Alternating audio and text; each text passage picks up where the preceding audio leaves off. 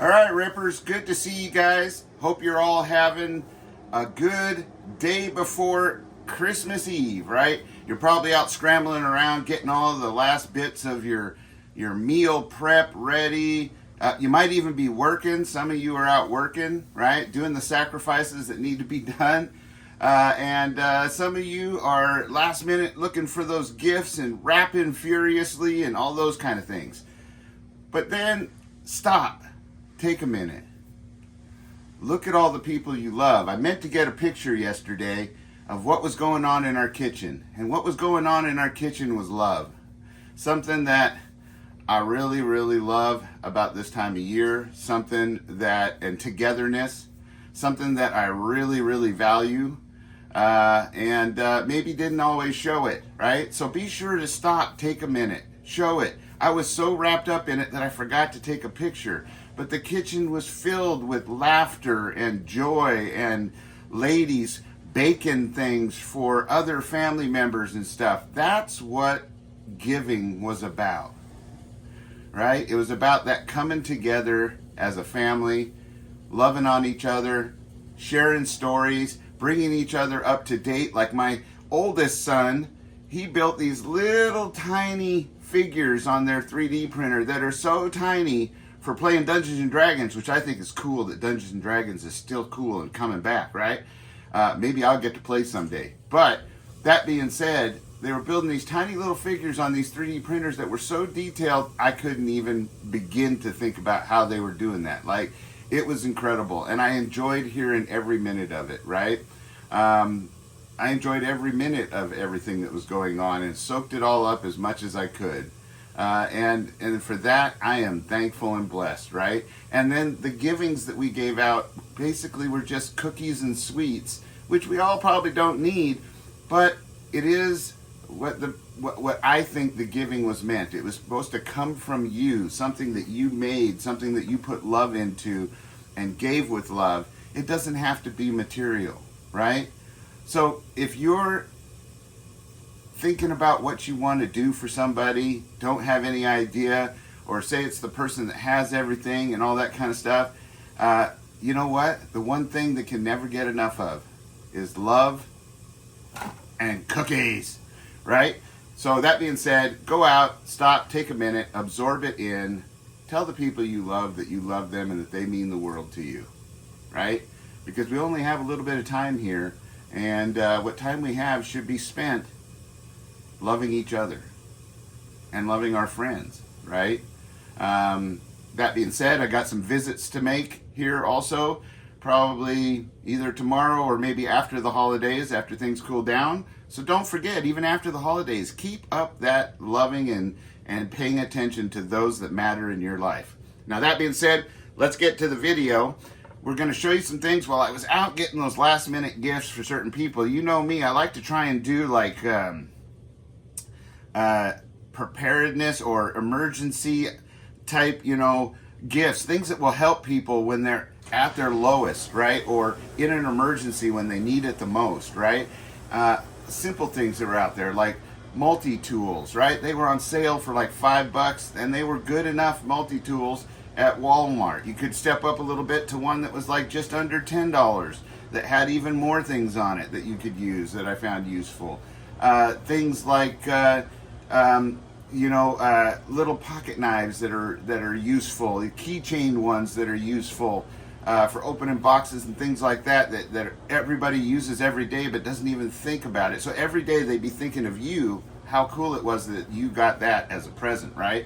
There was other things that like the NOAA radios, the crank style ones, right? Or even the battery style ones, something that gives them, when the power goes out, they can still have information to help ease their minds. Those are some of the gifts that I saw out there were good. Ammunition is always great, right?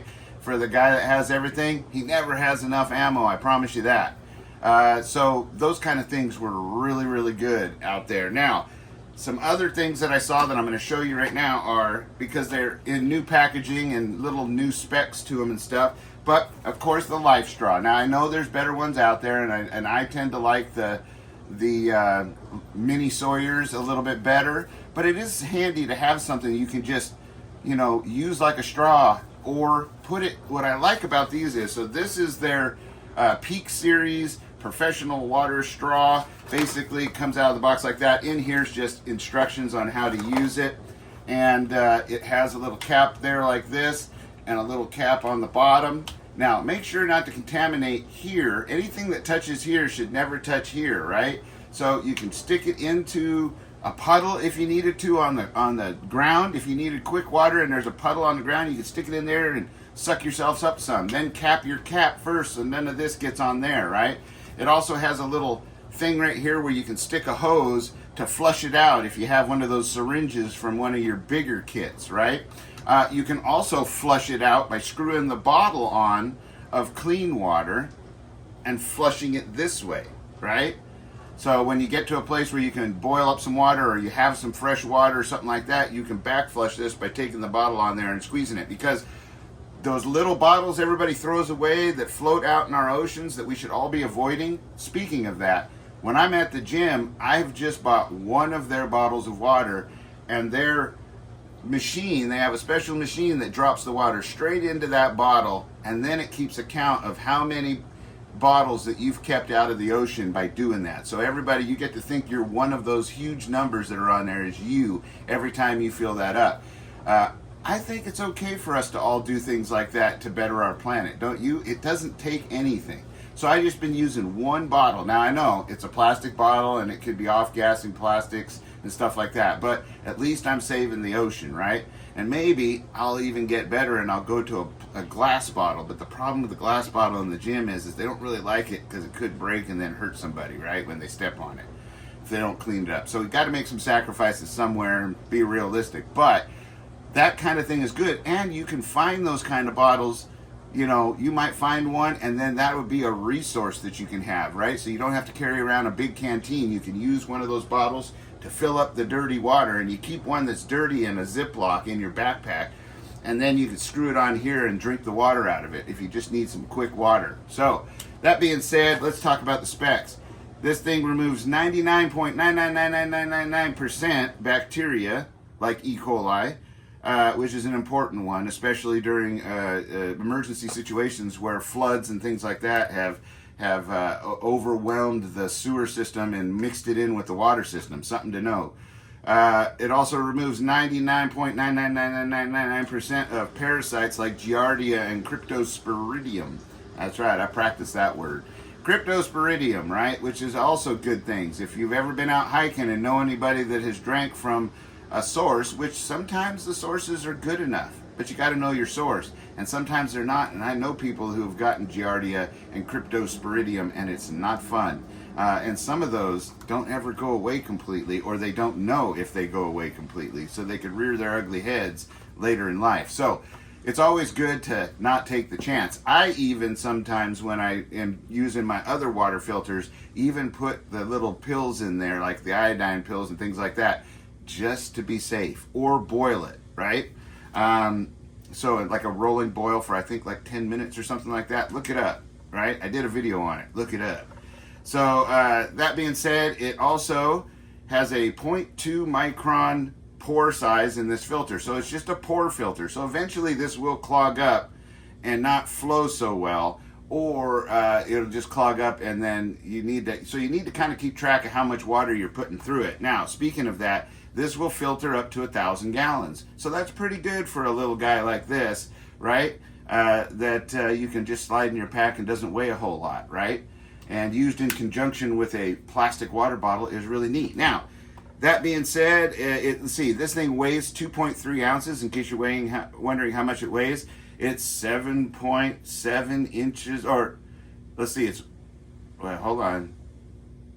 It's 7.7 inches long. So guys, that's 7.7. Just saying, right? 7.7, right? So if it's longer than that, good for you. Good for me, right? Because mine is. No, just kidding. I didn't say that. But that being said, if it's not, well, you know what? It's not the size that matters. It's the motion of the ocean. Isn't that what they say? Anyhow, I hope that made you guys laugh. Now I just went like PG-15 or something like that, or 18. But that being said, it is also 1.8 inches around. That's not enough. So, that being said, there you go. Now, this one is one I haven't seen before that I think is really cool. And the reason why is it's a miniature version. So it does half as much, does all the same things. Half as much is as far as the volume. So it does 500 gallons. But it's also smaller and more compact. So for some of your battle packs, things like that. And it comes so you can still undo this bottom part, which unscrews instead of just caps off, and hook up your water bottle to it, right? Any of those water bottles with the standardized tops on them just has the other, there's your drink end on it, right? And to back flush it, it has its own screw-on deal, right? So you can screw this on and back flush this through the system, right? So it'd be this way, through the system, back out, right? No, let's see. No, back out. Let me look. Yes, you back flush through this way. But it comes with the ability to do that. You can back flush this thing with clean water, and it's half the size, which I like. And I like that it gives you this back flush device, right? Because that's important with these filters, to not, one, keep them free flowing, but also to you know, keep it clean, right? You got to have a way to clean it. See a big syringe like that? Pretty cool. So that being said, now price wise, these, I think they raised their prices. They're like $24, and this one was like a little bit more, like $26 or $28, right? Which seems weird because it's smaller, but you know what? Whenever things get smaller, they always seem to get more expensive, right? So insert your jokes there. In the comment section, of course. Now, the last thing isn't water related, it's fire related, but it's not your conventional fire thing. I saw this at like a hiking store, any of those like REI, Public Lands, you know, Sportsman's, all those kind of things have this, and it's a piezoelectric lighter thing for lighting gas things. The reason I think this is handy is one, you could get this to, it's just tiny, it was like $8 or $9. You could get it to start a fire. But the other reason I got it is because oftentimes when you have a gas appliance and it's not working, the igniter on it goes bad, you have a way to repair it or start that gas on fire using this piezoelectric. So it just clicks and makes its own electricity, doesn't take any batteries, shouldn't wear out until it wears out, but it should last a good long time. The other fun thing you can do with this is go up behind somebody and boop, give them a little boop like that. And let me tell you, it'll give you hours of laughter and a whole lot of slapping afterwards. So if you're into that kind of thing, go out and get you one of these. It's that MSR piezoelectric igniter for gas type stoves and whatnot, right? Have one of these, because the one thing that's going to happen that you can count on eventually in a emergency situation is for things to not work or go wrong or break. And you got to be ready to have things on hand to fix that. So that being said, stay safe, be secure, have a very Merry Christmas, and most of all, tell everybody you love them. Take your phones, put them aside, take your earbuds out, and grab yourself a coffee, maybe an adult beverage, depending on what time if you're having dinner out with Christmas dinner and stuff, and enjoy every minute of that time with your family, because it really does matter. More than you know. So get out there, enjoy your family. Always be ready and aware of your situational awareness, right? Always carry, and be ready and prepared for anything that may come your way. So until next time, which might even be tomorrow, but if I don't see you again, have a very Merry Christmas and a Happy New Year. Well, I think I have a birthday coming up. Yeah, on the 7th. Can you believe that? I'm one of those, right, that's unlucky. My brother is on the 31st, right? Now, I've always made it a point, if you've got somebody out there who has a birthday that falls close to Christmas, don't do the Christmas birthday thing unless you absolutely have to. But even then, bake some cookies or something, right?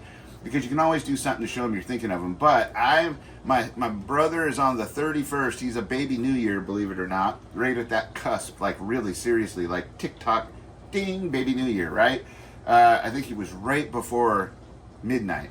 Then there was There's me on the 7th. Then there's my oldest son, well, my second oldest son, that is on the 12th, right? So we got a lot of those birthdays that all gang up together there, and we make sure to celebrate each and every one of them. We also do things like go out for a birthday dinner together. It's something that it's a tradition I love because it gets us all sitting down together. And again, take off the technology, leave it aside. I can tell you through experience, it's not worth the time you're losing, no matter what's on the little beatbox, right? I think those things have got us into the situations we are now, and the further we can get away from them and the closer we can get to each other, the better. Till next time, adios and aloha.